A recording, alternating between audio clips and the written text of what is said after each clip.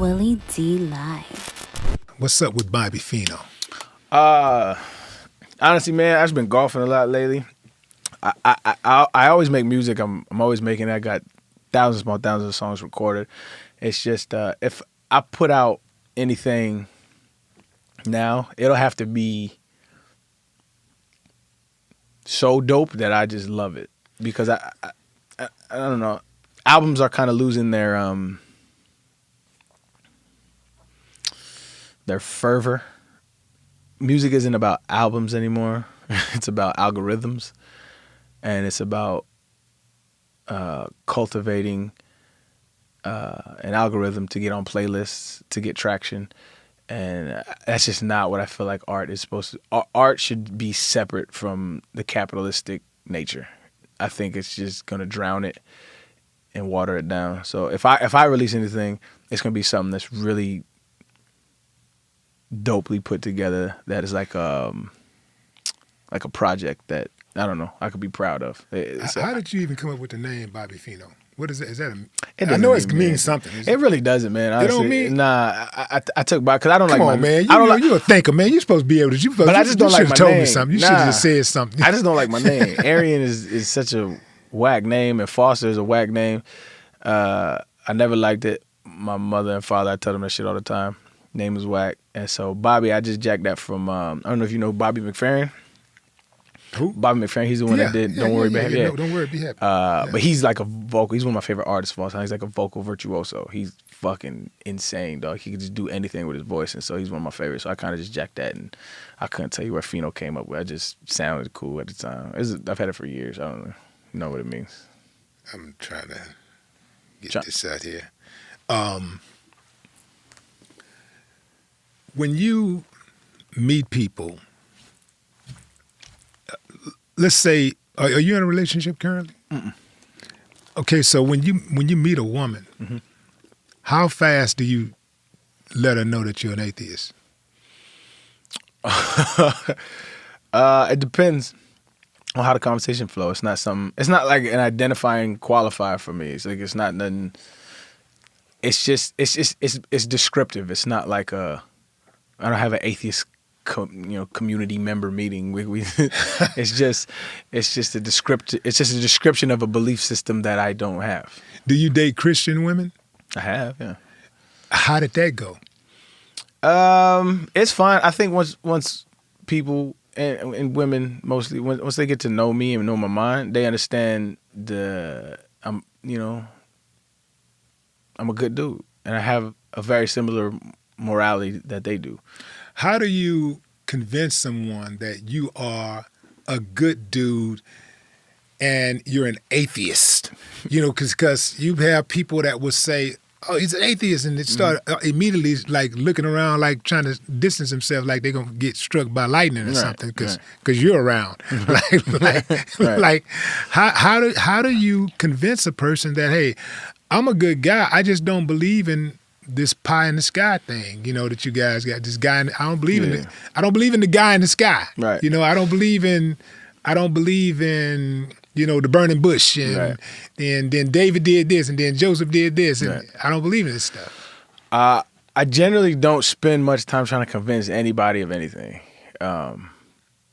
I would just tell them, like, if you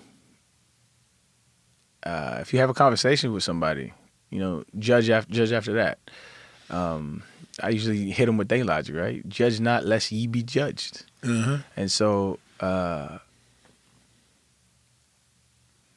my resume is pretty solid, man. You're not gonna find nobody who's ever met me who'll be like, that dude's a snake, that dude's not solid. Like, if you've ever met me in any kind of real capacity, I'm a solid cat. And so I say what I mean, do what I say I'm gonna do.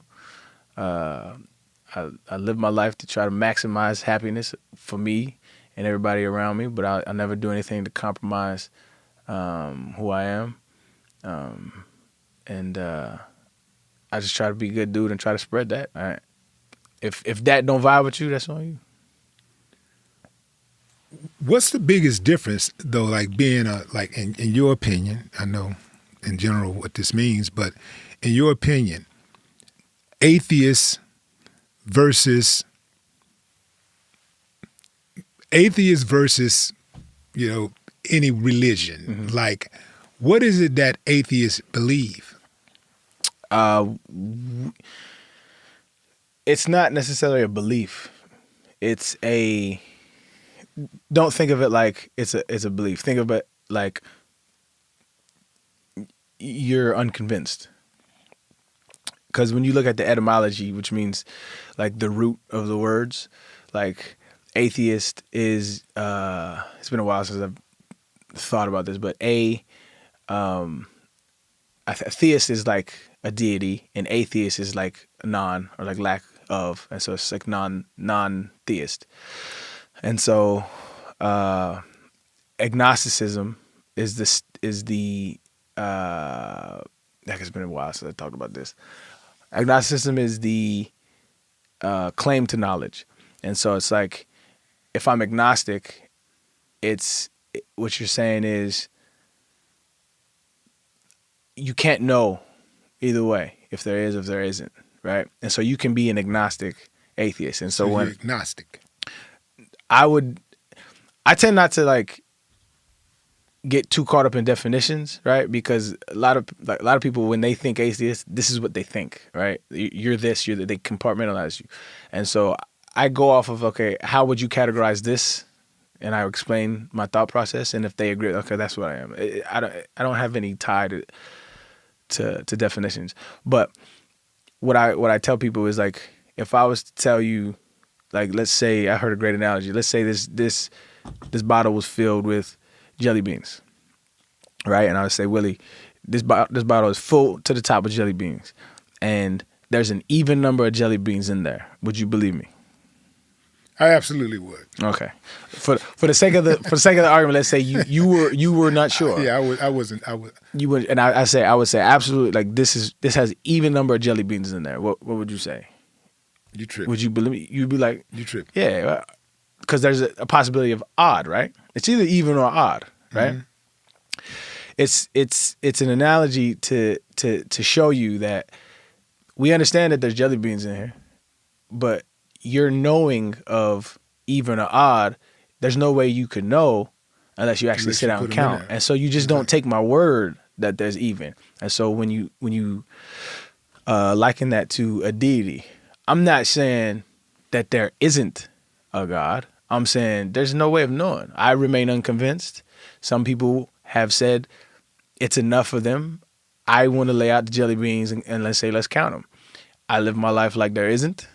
But if there is, cool. I'm not against it. I know there's a lot of picketing sign atheists, and that's not me. I honestly don't really care.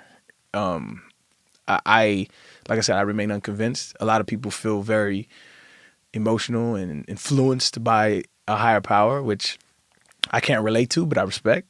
And so that's just not my experience. And so I just remain unconvinced.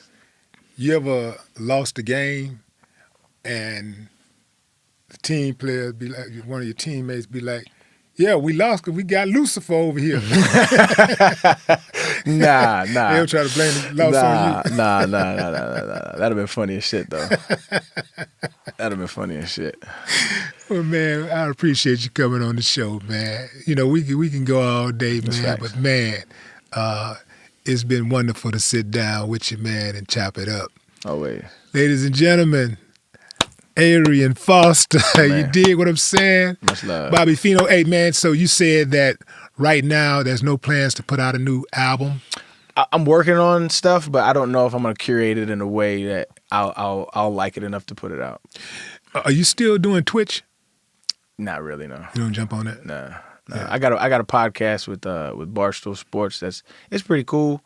It's more tailored to, like, it's like me and it's a bunch of white folks.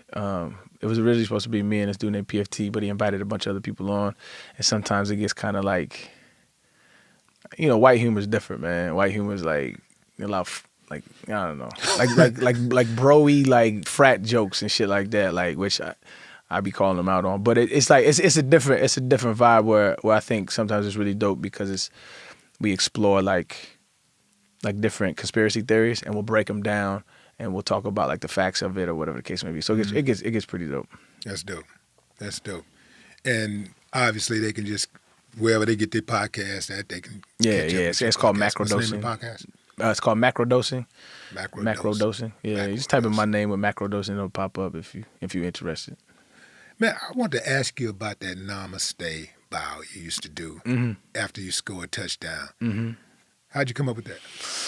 I remember I scored like 3 touchdowns my rookie year, and I don't remember why, but I was sitting with my brother, and we was like, "Yo, you need like a signature touchdown, like, cause I grew up on like LT, Danny Thompson. He used to have that little thing. He used to flip Right. the ball, and I was like, I need this like a signature, something signature, and so.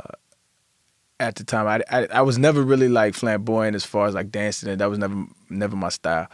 And so I just wanted something that was kind of like humble and like showed my my gratitude towards it all, because coming from where I came from, and being undrafted and all that shit, it was just all like I appreciated it all, and so I found a gesture that kind of encapsulates that feeling, and. I was taking yoga at the time, and they say that at the end of every yoga session, and it just means delight in me honors delight in you, or the God in me honors the God in you, and it's kind of like my appreciation to the game, appreciation to everything that has made this whole thing happen, and so it's just like a grateful gesture that in the midst of one of the most ego-driven sports, at the end, it's me saying I appreciate it. Yeah. We appreciate you, man. Much love. Adrian Foster, fam. Yep. No more talk.